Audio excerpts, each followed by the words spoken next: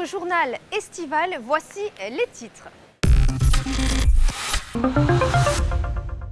En ouverture, nous reviendrons sur la 47e édition du Fort Antoine avec le radeau de la Méduse. Nous parlerons d'une opération qui met à disposition des livres au stade nautique Régnier 3. Nous irons faire un tour du côté du spa du Métropole pour se détendre. Et après votre journal, coup de projecteur sur le 12e Festival international d'orgue de Monaco. Et comme je vous le disais dans les titres, la programmation de la 47e édition du Fort Antoine s'est clôturée ce lundi avec à l'affiche le radeau de la Méduse de Georges Kayser, une tragédie à la fois antique et moderne. Alexandra Pani vous en dit plus. Quoi de mieux qu'un ciel de pleine lune pour cette dernière représentation du radeau de la Méduse ? Le metteur en scène Thomas Joly reprend ici une pièce rarement jouée de l'allemand Georg Kayser. L'auteur s'est inspiré d'une histoire qui s'est déroulée en septembre 1940. Cette pièce, moi je l'ai découverte il y a longtemps, en 2004, je crois, quand j'étais moi-même élève à l'école du Théâtre National de Bretagne à Rennes. J'avais été saisi par cette pièce qui date de 1940-43, écrite par Georg Kayser, qui raconte une histoire vraie, l'histoire du naufrage d'un paquebot qui emmenait des enfants au Canada, des enfants anglais au Canada pendant la Seconde Guerre mondiale et qui a été torpillé. Et 13 enfants se sont retrouvés en mer sur des canots de sauvetage. Et il part de ces faits divers-là pour en faire une vraie histoire de théâtre. Mais à l'époque, voilà, c'était pas le bon moment de la montée, ni le bon endroit. Et étant artiste associé au Théâtre National de Strasbourg, le directeur, Stanislas Nordem, a proposé de prendre en charge le spectacle dit de sortie, de fin d'études des élèves de l'école du Théâtre National de Strasbourg. Alors moi je lui ai dit d'accord, on va faire un spectacle, mais pas de sortie, on va faire un spectacle d'entrée dans la vie professionnelle. Où est le vapeur? Quelle vapeur? Notre bateau? Mais il a été torpillé. Il ne flotte plus, il a été torpillé. Il a flambé immédiatement après que la torpille l'a touché. Lui, il a brûlé. S'il n'y avait pas eu ce vent qui chassait la fumée, ils serions tous morts, asphyxiés. Notre bateau n'existe plus. Le lait va refroidir si tu ne refermes pas. Quelqu'un a soif. Je trouve que ce spectacle cette pièce interroge beaucoup de choses qui nous concernent aujourd'hui, notamment la réflexion sur un nouveau modèle de société. Quand on a démarré le travail en 2015, c'était le moment de Nuit debout, etc. Donc ces questions-là étaient assez, et sont d'ailleurs toujours assez présentes. Et puis on ne peut pas ne pas penser aussi aux nombreux réfugiés, aux migrants qui arrivent sur nos côtes. On pourrait... Il ne faut pas oublier, je crois que cette pièce-là le rappelle, que si la guerre est ailleurs aujourd'hui et qu'on la fuit pour venir en Europe se réfugier, pour s'en protéger, eh bien la guerre a été ici en Europe à un moment donné et les Européens aussi partaient ailleurs parce que tout simplement les êtres humains fuient la guerre et où qu'elle soit. 13. Nous sommes 13. Vous n'entendez pas? Vous ne pouvez pas continuer de manger. Nous sommes 13. Ici, il y a bien place pour 13. Il y a place pour davantage. Pour 14, 15, 16. Mais il ne faut pas qu'on soit 13. Qui exige cela? Qui l'exige? Ben oui, j'habite en ville et ne connais rien à la navigation. Ça n'a rien à voir avec la navigation. Avec quoi alors? La religion chrétienne. Tu n'es pas un chrétien? Bien sûr que j'en suis un. Qui n'est pas chrétien dans ce canot? On est tous chrétiens. Ça y est. Nous sommes 13 chrétiens et à présent, nous sommes perdus.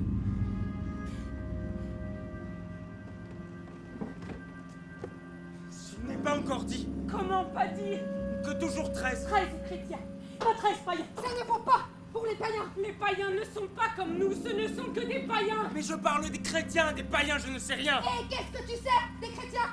13 chrétiens peuvent pourtant bien voyager dans un omnibus. Est-ce que l'omnibus va se renverser? Ils voyagent. Alors l'omnibus n'a pas besoin de verser. Tu vois bien. Ils ne mangent pas. Dans l'omnibus, on ne mange pas à la même table, mais nous, on mange dans le canot. Voilà toute la différence. Non. La première avait lieu il y a tout juste un an, en juillet 2016, au Festival d'Avignon. La boucle est bouclée après plus d'une vingtaine de dates, dont 4 représentations en Chine le mois dernier. Cette année de tournée s'achève ici, avec cette représentation sous le ciel monégasque. C'est génial parce qu'il y a vraiment le ciel au-dessus. Là, on va jouer, la lune va se lever. Il va y avoir une éclipse de lune juste avant qu'on commence le spectacle. Hier, la régisseuse me disait que à la fin de notre chant sur Dieu, le Lord Jesus, On a fini le dernier accord et une étoile filante est passée. Et du coup, c'est des choses qu'on peut pas imaginer en fait dans une salle de spectacle noir. Moi j'adore jouer en plein air. Ça te donne envie de jouer du Shakespeare tout de suite. Et puis la proximité avec le public va être vraiment super. Un public qui a apprécié lui aussi la proximité des comédiens, tout comme la mise en scène. Moi j'ai adoré, j'ai dit que demain je saurai exactement pourquoi. Bon, je sais déjà un peu maintenant, mais... Il faut que ça mûrisse. Voilà. Que ça mûrisse parce que les choses sont complexes, donc il y a plein d'étages là. Très ressemblant au tableau de Géricault, je veux dire la scène sur cette barque, c'est assez impressionnant. Il y a cette dominante religieuse qui m'a un peu dérangé quand même, parce qu'au nom du Christ de Dieu, on est prêt à sacrifier l'un des membres. Mais ce qui était intéressant, c'est de voir que dans des situations dramatiques, parce que c'était un drame, le comportement des êtres. Il y a la méchanceté, mais il y a la gentillesse aussi, il y a la solidarité, l'individualisme qui domine. Donc c'était très bien par ces jeunes acteurs. J'ai vraiment énormément apprécié. Je trouve qu'il y a des moyens techniques qui sont mis en œuvre, qui reflétaient bien l'esprit de la pièce. J'ai personnellement été très touchée. Dernier rendez-vous pour l'édition 2017 du Théâtre du Fort-Antoine, lundi 14 août, avec la pièce Les Résidents d'Emmanuel Héron. Et votre actualité monégasque continue en bref. Sachez qu'en fin de journal, vous retrouverez un coup de projecteur sur le 12e Festival international d'orgue de Monaco. Ce dimanche, il s'agissait d'un concert d'improvisation dédié au film Le cabinet du docteur Caligari. José Sacré vous fera revivre l'événement juste après votre édition.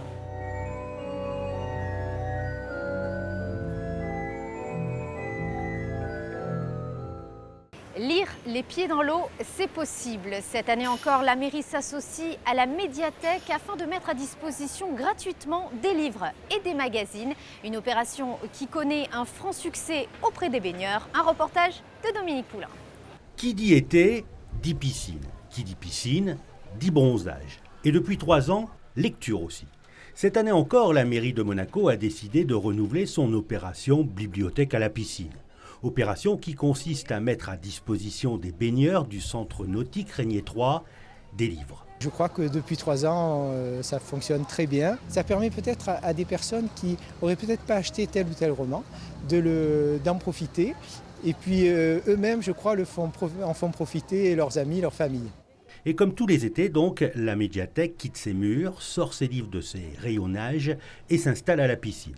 Elle propose gratuitement un choix d'ouvrages aux baigneurs, livres, BD, revues ou magazines. Il y en a pour tous les goûts et pour tous les âges. Dites-moi, c'est un magasin parisien, on trouve de tout ici. Non, c'est une seconde bibliothèque pour Monaco.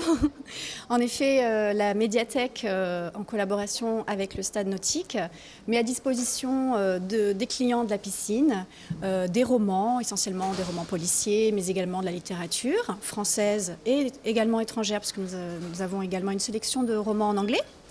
Donc voilà, ça permet de donner une seconde vie aux ouvrages qui proviennent de la médiathèque.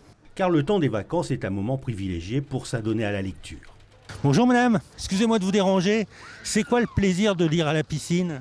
C'est le plaisir d'être dehors, de profiter de l'eau, mais aussi de se remplir un petit peu l'esprit avec des choses un peu plus intéressantes. Ça fait partie des vacances. Donc on est bien, on prend des livres, on amène des livres, on les prend à la bibliothèque qui est à l'entrée et tout le monde profite.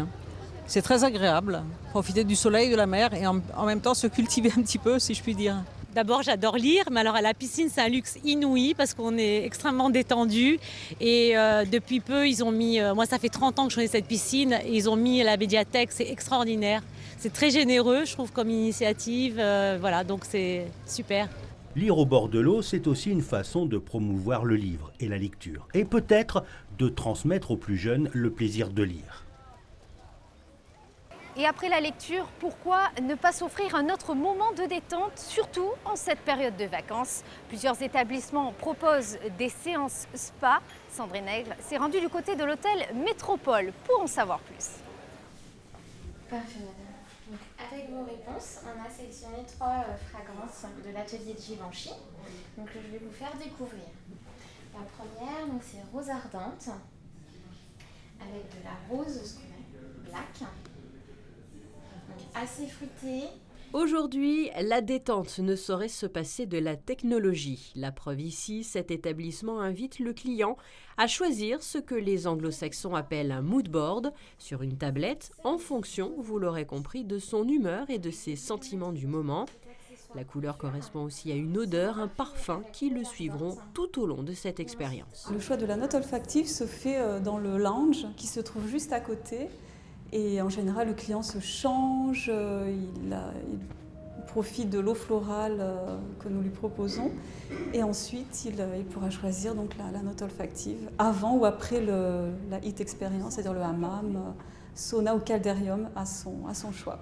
Identité sonore sur mesure également, puisque plusieurs playlists sont disponibles et peuvent être choisies.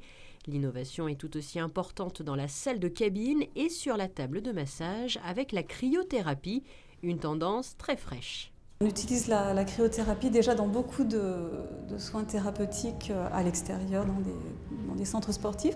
Mais nous l'utilisons sur le visage pour pouvoir stimuler la circulation lymphatique au niveau du visage et aussi pour un réveil en fraîcheur agréable après un massage ou bien un soin du visage aussi, bien sûr. Aujourd'hui, plusieurs raisons conduisent femmes et hommes à pousser les portes du spa. Besoin de relaxation, envie de s'offrir un moment à soi, mais aussi de plus en plus souvent le décalage horaire. Les mélanges de techniques permettent un anti-jet lag assuré. À base de feuilles de mandarine, bois de santal. Et toujours dans le reste de votre actualité estivale, sportive et en bref. L'AS Monaco a officialisé ce lundi le recrutement de Rachid Ghezal. Ce dernier étant libre depuis la fin de son contrat avec l'Olympique lyonnais. L'international algérien a signé pour 4 ans avec le club monégasque. Et pour terminer ce journal estival, voici les prévisions météo pour ces prochains jours. Mercredi, ciel restant dégagé avec une légère brise de mer. Jeudi, le temps reste lourd avec un risque d'averse dans la journée. Vendredi, une chaleur un peu moins écrasante avec des températures allant de 22 à 27 degrés. Et enfin, le week-end prochain, beau temps avec une maximale de 29 degrés. C'est la fin de ce journal de l'été. Merci de l'avoir suivi. Comme je vous l'ai annoncé, José Sacré vous propose tout de suite un coup de projecteur sur le 12e Festival international d'orgue de Monaco. À très bientôt sur Monaco Info.